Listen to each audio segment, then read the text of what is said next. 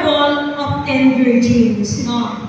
At ito po yung pinamagatang kong always be ready, no?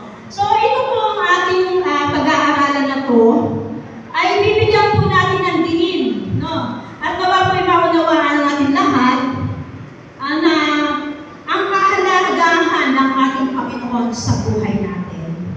Okay, sige po. Babasahin mo muna po ang verse 1 at himay-himayin po natin at pag-aralan natin ang bawat talata. Sabi po sa verse 1, ang kaharian ng langit ay matutulad dito.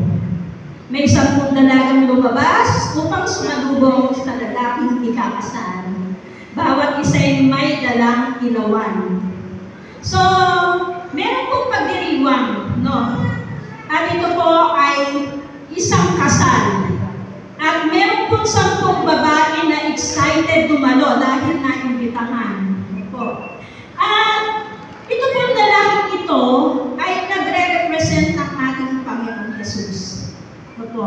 At sabi po rito, sa verse 2, ang 5 sa kanila ay hangal at ang 5 ay matatalino.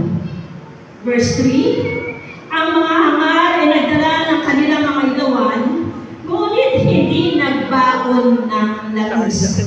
So, sa pupong iyon, ay merong unprepared at merong nakaprepared sa pagdiriwang na yun. So, sabi rito, yung unprepared, sila po yung mga hangal, no? Ibig po sabihin, pag tayo na imbitahan sa isang okasyon, hindi po pinaghahandaan natin to. Amen po ba?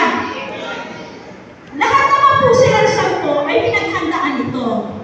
Pero ang pagkakaiba po nila, yung 5, naghanda nga sila, pero yung pinaghandaan nila ay parang sa oras lang ng pagdiriwang. Pero yung matatalino ay nagbaon pa ng langis. Bakit kaya? May baong mangilo. Dahil po siguro maaaring ma-delay ang okasyon. Katulad po ng Panginoong Jesus, di po ba? Na alam natin ang Panginoong Jesus ay darating. Pero wala po tayong alam kung kailan. Praise the Lord. No? So, ito pong paghahandang ito ay sabi nga ay maitutulad sa kaharian ng langit. Okay, ang tanong ko po sa bawat isa, kung dumating na po ba yung oras na pagdating ng ating Panginoon, handa na po ba tayong lahat? Amen. Amen.